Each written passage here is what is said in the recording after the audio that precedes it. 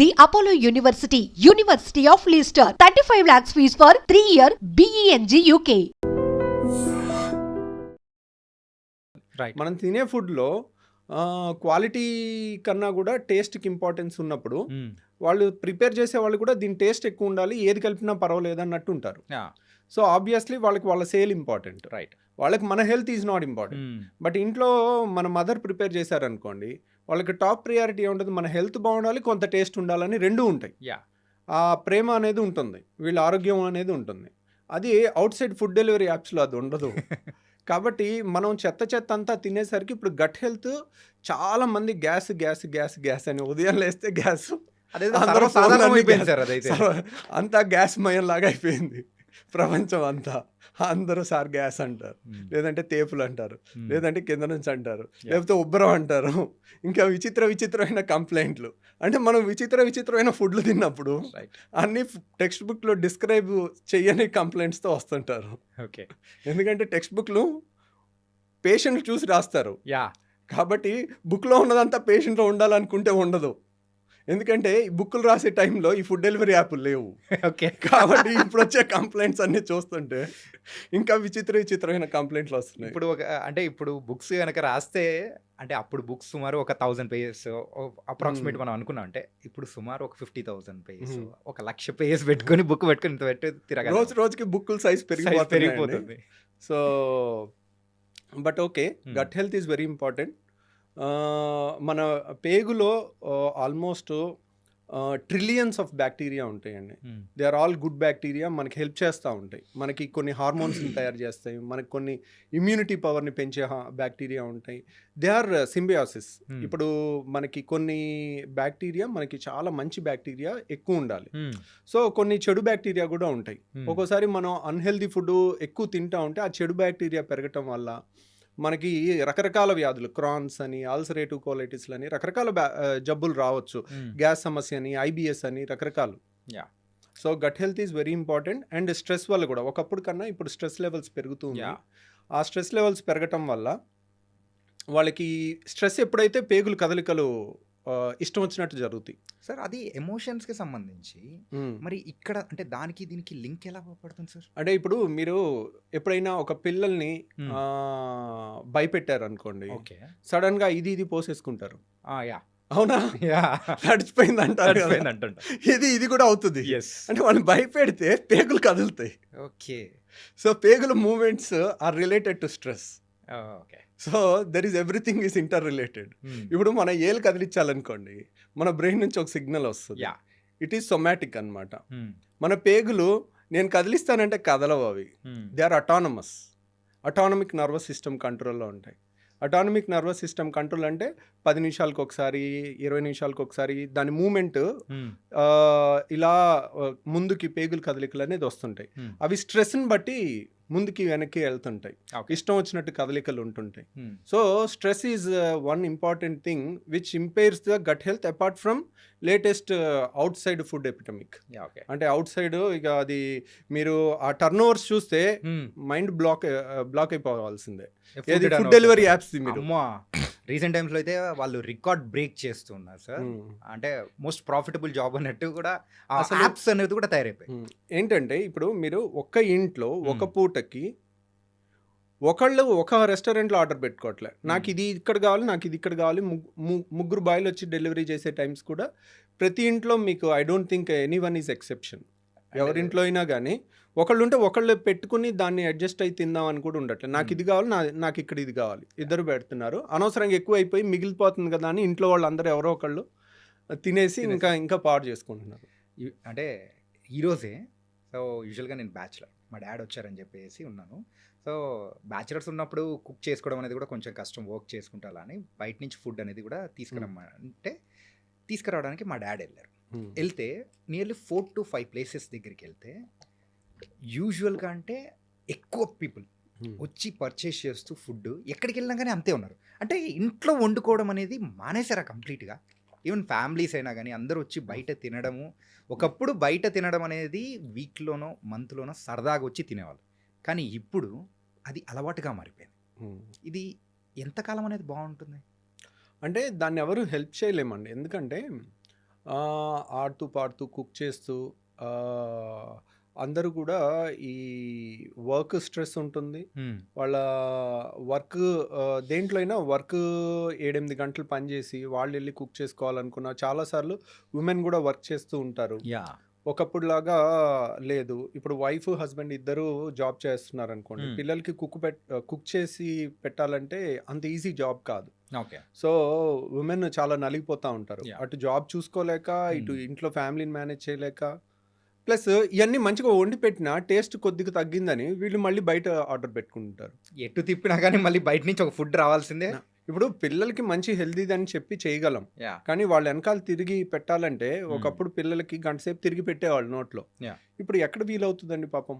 అంతా fast moving world అయిపోయింది. అంతా ఎవరి జాబ్లో వాళ్ళకి స్ట్రెస్లు అన్నీ ఉంటున్నాయి. సో ఏముందిలే, ఒక క్లిక్లో మనకు వచ్చేస్తుంది కదా, ఈజీగా అయిపోతుంది కదా. That's a convenience. కన్వీనియన్స్ని వీ కెనాట్ స్టాప్. మనం ఆపలేము. అదేంటంటే వాలంటరీగా ఓహో దిస్ ఇస్ నాట్ రైట్ అనేది మనం మెల్లగా ఇంజెక్ట్ చేస్తుంటే దే థింక్ ఓవర్, ఓకే ఇది కరెక్ట్ కాదు నాన్న, ఇది కరెక్ట్ కాదు. వారానికి ఒక రోజు అని ఒక ఫ్యామిలీలో rule, family head mother father ఒక రూల్ పెట్టుకున్నారనుకోండి, ఓకే సమ్టైమ్స్ పిల్లలు వింటారు. మెల్లమెల్లగా అలాంటి అలవాటు చేస్తే యూజువల్గా అలాంటి డిసిప్లిన్ ఫ్యామిలీస్ కూడా చాలా ఉంటున్నాయి, బయట ఫుడ్ ఎక్కువ వద్దు అని. సో కానీ దాన్ని ఆపటం అంత ఉప్పెన్ లాగా మీద పడిపోతూ ఉంటుంది. It's not easy thing. Sir recent టైమ్స్లో కూడా కొన్ని బయట వింటున్నది ఏంటంటే, హాస్టల్స్లో పెట్టి కొన్ని ఫుడ్స్ కొంచెం హైజీనిక్గా లేకపోవడంతో, సో వాళ్ళు ఏంటంటే ఆ కడుపు నొప్పి, ఆ గ్యాస్ అనేది కూడా ఎక్కువ ఉండడం, ఇంతవరకు ఆ తేపులు ఒకటేమైనా రావడం, అండ్ ఇలా బోలెడన్ని ఇష్యూస్తో కూడా వచ్చేసి ఒక ట్యాబ్లెట్ అనేది వేసేసుకుంటారు. అప్పటికేమో కొంచెం సర్దుమణిగిపోతుంటుంది. అండ్ కొన్ని శాషెట్స్ వస్తాయి, వాటర్లో వేసేసుకొని తాగడం. సో ఇది రెగ్యులర్గా చేస్తూ ఉన్నారనుకోండి, ఎక్కువ డ్యామేజెస్ అయ్యే అవకాశాలు ఉంటాయంటారా? అంటే ఇప్పుడు చూడండి, ఒకప్పుడు కూడా మన పెద్దవాళ్ళు అనేవాళ్ళు వేరే వాళ్ళు బాగుపడుతున్నారంటే అసూయ పడేవాళ్ళు, ఈర్ష్య వాళ్ళకి వీడి కడుపు మంట వస్తుందని అంటారు. అర్థమైంది? అవును, కడుపు మంట, నీకేంటి కడుపు మంట అంటారు. అంటే వేరే వాళ్ళ మీద నెగిటివ్ ఫీలింగ్ లో కూడా మన బాడీలో యాసిడ్ ఎక్కువ ప్రొడ్యూస్ అవుద్ది. సో యాసిడ్ ఎక్కువ ప్రొడ్యూస్ అయితే ఏమవుతుంది? అల్సర్స్ ఫామ్ అవటం, ఎసిడిటీ ఫామ్ అవటం, తేపులు ఎక్కువ రావటం, ఇవన్నీ కూడా ఉంటాయి. సో అలాగే ఇప్పుడు అన్హెల్దీ ఫుడ్ ఉంటుంది, స్ట్రెస్ ఉంటుంది. స్ట్రెస్లో కూడా యాసిడ్స్ ఎక్కువ ప్రొడ్యూస్ అవుతాయి. సో కంటెంట్ అట్లీస్ట్ మంచి కంటెంట్ తిన్నాం అనుకోండి, మన ట్రెడిషనల్ మీల్ ఎలా ఉంటుంది? ఒక కూర అన్నం, రైట్, ఒక పప్పు అన్నం, ఒక పెరుగన్నం, రైట్, అన్నీ చక్కగా ఫినిష్ చేసుకుని లాస్ట్కి పెరుగన్నంతో ఫినిష్ చేస్తాం. పెరుగులో ఏముంటాయి? లాక్టోబాసిల్లస్ ఉంటుంది. లాక్టోబాసిల్లస్ అంటే అది నైట్ అంతా తోడు పెట్టిన పెరుగు ఉంటుంది కదా, దాంట్లో కొన్ని గుడ్ బ్యాక్టీరియా ఉంటాయి. ఆ లాక్టోబాసిల్లస్ అనేది చాలా మంచిది గట్ హెల్త్కి. మన మంచి బ్యాక్టీరియాని బాడీలో పెంపొందిస్తుంది. ఇలాంటివి మన ట్రెడిషనల్ ఫుడ్ కొంచెం టేస్ట్ తగ్గినా దానికి అడ్జస్ట్ అయ్యి ఉంటే కనుక యూజువల్గా మన గట్ హెల్త్ ఇంప్రూవ్ అవుతుందండి. ఒకప్పుడు మా చుట్టాల్లో ప్రొఫెసర్ వెంకటేశ్వరరావు గారు అని ఉన్నారు. ఈ was a very famous scientist అనమాట. ఓకే, ఆయన చెప్తా ఉంటారు, ఆయన హీఈస్ ఇంటూ 75 అలా ఉంటుంది.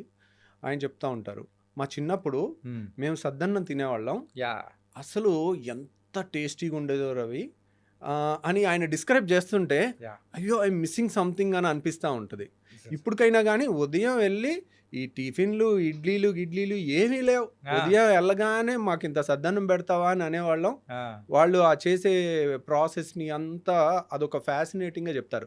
That is also fermented food. Yes, night పెట్టేసి అండ్ మార్నింగ్ తినడం. ఎప్పుడైతే ఫెర్మెంట్ చేస్తామో, ఇప్పుడు చూడండి దోశ పిండి ఉంటుంది, మీరు ఈ రోజు రుబ్బి ఈ రోజు దోశ ఏంటి టేస్ట్ ఉండదు. అవును, దాన్ని 1 or 2 days మినిమం పులిస్తేనే దాని టేస్ట్ ఉంటుంది. సో దానికి టేస్ట్ వచ్చింది అంటే దాని అర్థం ఏంటి? Good thing for our health అనే దానికి కొంచెం టేస్ట్ కూడా ఒక్కోసారి పెరగచ్చు అంటే దానికి. సో అదే కంటెంట్ ఏం లేదు, ఒకరోజు ఆగితే ఆ ఫెర్మెంటేషన్లో గుడ్ బ్యాక్టీరియా వచ్చి మన హెల్త్కి ఇంప్రూవ్ చేసే అవకాశం ఉంటుంది. సో అలాంటివన్నీ మన పాత ట్రెడిషన్స్ అన్నీ కూడా అందరం మర్చిపోతా ఉన్నాము. సో ఈ సద్దన్నం లాంటిది ఫెర్మెంటెడ్ థింగ్ కానీ ఇవన్నీ కూడా మనం మళ్ళీ ఆ అథెంటిక్ ముసలోళ్ళందరినీ పట్టుకుని తీసుకొచ్చి ఏది అథెంటిక్ అనేది అది ఇప్పుడు నేను అడిగితే నేను ఎప్పుడు నా చిన్నప్పుడే నేను తినలేదు దాన్ని నేను ఎలా చెప్పగలను? మా ముందు జనరేషన్ వాళ్ళు చెప్తుంటే వింటా ఉన్నాం. సో కానీ ఇప్పుడు అథెంటిక్ చేసేవాళ్ళు ఎక్కడో ఏళ్ల మీద లెక్క పెట్టచ్చు. వాళ్ళని తీసుకొచ్చి దాన్ని తయారు చేయించి దాన్ని ప్రాపగేట్ చేస్తే ఇప్పుడు మంచి తోడేస్తే మంచి టేస్ట్ పెరిగి వస్తుంది. అట్లాగే ఆ సద్దన్నంలో కూడా వేసే కంటెంట్ స్టార్టర్ ఉంటుంది. స్టార్టర్ని రోజు ఆ గంజిలోంచి తయారు చేస్తారు. అది గంజిని వార్చి గంజిని పులవబెట్టి దాంట్లో వచ్చే బ్యాక్టీరియా ఉంటుంది. పెరుగులో ఉండే బ్యాక్టీరియా వేరు, దాంట్లో ఉండే బ్యాక్టీరియా వేరు. సో ఆ స్టార్టర్ నుంచి తయారు చేయటం అనేది ఇప్పుడున్న వాళ్ళలో ఎంతమంది చెప్తారు ఇది సద్దన్నం అని, కానీ ఆ అథెంటిసిటీ అనేది రియల్గా మళ్ళీ మనం రీడిస్కవర్ చేసుకోవాల్సిన టైం వచ్చింది మన గట్ హెల్త్కి. ఆ టేస్ట్ని కూడా మిస్ అవ్వకుండా వాళ్ళు ఇప్పటికీ ఆయన చెప్తూ ఉంటే ఆయన ఫేస్లో ఆ ఎక్సైట్మెంట్, మా చిన్నప్పుడు ఇలా తినేవాళ్ళం, సద్దన్నం పెడితే ఎంత ఆనందంగా తినేవాళ్ళం అని చెప్తా ఉండేవాళ్ళు. సింపుల్గా మన ఇమాజినేషన్లోకి వెళ్తున్నాం, ఆ తింటున్న ఫీలింగ్ ఆ ఫీలింగ్ అనేది వచ్చేస్తూ ఉంటుంది. ఓకే సార్, ఈ ఫుడ్స్ విషయానికి వచ్చాం కాబట్టి ఫుడ్స్ విషయంలో మెయిన్గా మన హైదరాబాద్ అనే కాదు, ఇప్పుడు ప్రజెంట్ ఉన్న ట్రెడిషన్ ప్రకారం అయితే అందరూ కూడా biryani is very common thing. బిర్యానీలో లాట్ ఆఫ్ మసాలాస్ అన్నీ ఉంటాయి. దాంతోపాటు కాంబినేషన్గా ఒక బ్లాక్ కూల్ డ్రింక్ అనేది కూడా యూస్ అంటే తాగుతూ ఉండే అవకాశాలు అనేది కూడా ఎక్కువ ఉంటుంది. ఈ రెండింటి కాంబినేషన్ సో మన గట్ హెల్త్కి ఏమైనా ప్రాబ్లం తెస్తుందా? సో బిర్యానీస్ వల్ల మన ప్రాబ్లం తెస్తుందా అంటే యూజువల్గా వన్స్ ఇన్ ఎ వీక్ తిన్నాం అనుకోండి, ఓకే, ఇట్స్ ఓకే. బట్ బిర్యానీని కూడా ఇంట్లో మంచిగా చేసుకుని కూడా చాలా బాగా కుక్ చేసుకుని కూడా తినొచ్చు. ప్లస్ కూల్ డ్రింక్ అనేది కూడా once in a week is okay. So కానీ cool drink can destroy somebody's life. కొంతమంది పిల్లలు ఏంటంటే ఫ్రిడ్జ్లో 2 లీటర్ కూల్ డ్రింక్ బాటిల్ తెచ్చి పెట్టుకుని మంచినీళ్ళు తాగినట్టు తాగుతున్నారు. వాళ్ళు అసలు that is very destructive thing అనమాట. Cool drinks are not good, more dangerous than alcohol నేను చెప్తాను. కూల్ డ్రింక్స్ ఎక్కువ తాగటం. Okay. So it has not because of gas వల్ల కాదు. Gas is very good. Gas ఏముంటుంది దాంట్లో ఉండేది కార్బన్ డైఆక్సైడ్. కార్బన్ డైఆక్సైడ్ తాగామనుకోండి వెంటనే తేపు వచ్చేస్తుంది, లేదంటే కరిగిపోతేనేమో కరిగిపోయినా కానీ గాల్లో మనం ఆక్సిజన్ కన్నా కార్బన్ డైఆక్సైడ్ 20 times ఫాస్ట్గా బాడీలోకి వెళ్తుంది. అలాగే 20 times ఫాస్ట్గా బ్రీతింగ్లోంచి బయటకు వచ్చేస్తుంది. So 20 times faster diffusion. కాబట్టి మనకి carbon dioxide is not unhealthy. But ఆ కూల్ డ్రింక్లో ఒక కోకా కోలా గ్లాస్లో 16 ప్యాకెట్ల షుగర్ ఉంటుంది. 16 ప్యాకెట్ల షుగర్. మీరు కోకా కోలా సిఇఓని ఇంటర్వ్యూ చేసింది ఉంది, మీరు కావాలంటే యూట్యూబ్లో చూడొచ్చు. కోకా కోలా సిఇఓని మన సినిమా హాల్లో తీసుకునే ఈ సైజ్ కూల్ డ్రింక్ గ్లాస్ ఉంటుంది.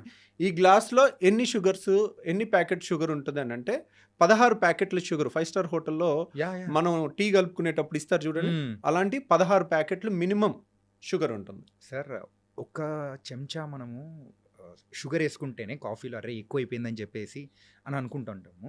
కాకపోతే ఇంత టూ మచ్ ఆఫ్ షుగర్ అనేది కూడా మనం కన్జ్యూమ్ చేస్తున్నామంటే ఆ టేస్ట్ అనేది ఆ గ్యాస్, ఆ కూలింగ్ అండ్ ఈ షుగర్ 3 కలిసేసరికి వస్తుంది. ఓకే. సో యాక్చువల్గా మీరు గ్యాస్ లేదనుకోండి, అసలు గ్యాస్ అంతా జస్ట్ షేక్ చేసి గ్యాస్ అంతా తీసేసి ఒట్టి కూల్ డ్రింక్ తాగండి, ఎవరు తాగలేడు. కూలింగ్ లేకుండా వేడిగా తాగలేరు. సో షుగర్ లేకుండా కొద్దో గొప్ప తాగొచ్చు. సో మోస్ట్ డేంజరస్ మనకు చిన్నప్పుడు గోలీ సోడాలు ఉండేవి. అవును. సో దాంట్లో కూడా కార్బన్ డైఆక్సైడ్ ఉండేది.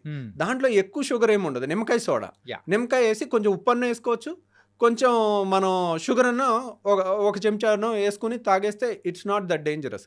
కానీ ఇప్పుడున్న వాటిలో ఆ కాన్సన్ట్రేషన్ పెంచి కాంపిటీషన్లో మా దాంట్లో ఎక్కువ ఎఫెక్ట్ అంటే మా దాంట్లో కిక్ ఎక్కువ, దీంట్లో కిక్ ఎక్కువ, దాంట్లో ఏం కలుపుతాం ఇమ్మెటీరియల్, మన సేల్ ఎంత అయింది అనేది ముఖ్యం. రైట్. అది రిజల్ట్స్ అనేది కావాల్సిందండి. ఇప్పుడు ఒక కంపెనీ ఒక సిఇఓని ఎంప్లాయ్ చేసింది అనుకోండి, ఏం చూస్తుంది, లాస్ట్ ఇయర్ ఎంత టర్న్ ఓవర్, నువ్వు ఇయర్ ఏం చేసావు, నువ్వేం పొడిచావు, ఎప్పటి నుంచో ఉన్నది, నువ్వు ఏ విధంగా దీన్ని పెంచావు, అంతే కదా అడిగేది వాళ్ళని. నువ్వు ప్రపంచంలో ఆరోగ్యాన్ని నువ్వు పెంచావా అని కంపెనీ అడుగుతుందా? అడగదు. మల్టీనేషనల్ కంపెనీస్కి అడగదు. కాబట్టి నువ్వు లాస్ట్ ఇయర్ టార్గెట్ ఎంత, ఈ ఇయర్ టార్గెట్ ఎంత పడింది, ఎంత పెరిగింది, నువ్వేం చేసావు అంతే అడుగుతారు. కానీ మన దాంట్లో ఎంత హెల్త్ చేసావు, ఎంత హెల్త్ సొసైటీకి ఇస్తున్నావు అది అడగరు. ఓకే. వాటికి 24 గంటలు అడ్వర్టైజ్మెంట్లు ఉంటాయి. సో గుడ్ హెల్త్కి ఎవడు అడ్వర్టైజ్మెంట్ చేయాలి? కొత్త కన్సెప్షన్ ఆఫ్ షుగర్ని కూడా తీసుకుంటున్నాము. అండ్ తలుచుకుంటుంటేనే ఒక రకంగా కూల్ డ్రింక్ అంటేనే భయం వేస్తుంది, చాలా డిస్టెన్స్ ఉండాలనిపిస్తూ ఉంది. ఓకే. అండ్ ఈ మసాలాస్ దాని గురించి కూడా మాట్లాడుకుందామా సార్? ఏంటంటే కొన్ని మసాలాస్ కొంత మోతాదు వరకు ఆ బాడీకి ఇట్స్ హెల్తీ అనుకుంటాం.